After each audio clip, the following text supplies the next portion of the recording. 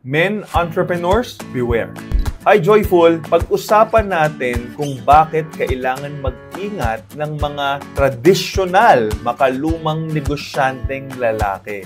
Sila yung mga tipong ang lagi nilang tinitignan ay numero o kaya kung ano yung alam nila dati hanggang ngayon hindi sila willing mag-adjust or maging flexible sa kanilang mga policies. Kasi ang alam nila, those worked before and so it will still work right now. Bakit kailangan pong mag-ingat ng mga ganitong klaseng negosyante? Sa panahon ngayon kung saan marami na din ang mga babaeng pumapasok sa pagpapatakbo ng negosyo, itong mga kababaihang negosyanteng ito ay hindi lang gumagamit ng utak, ginagamit din po nila ang kanilang puso. Simply put, their emotional quotients is much higher than those traditional men. Dahil balanse po, dahil ginamit ang utak at ang puso sa pagpapatakbo ng kanilang negosyo, mas marami pong magandang planning, magandang business strategies ang lumalabas at mas sensitibo po ang mga ito sa mga tao sa paligid nila. Kaya mas malaki din yung nagiging impact, hindi lang sa kanilang mga customers at sa kanilang mga employees, pati dun sa community na they are part of.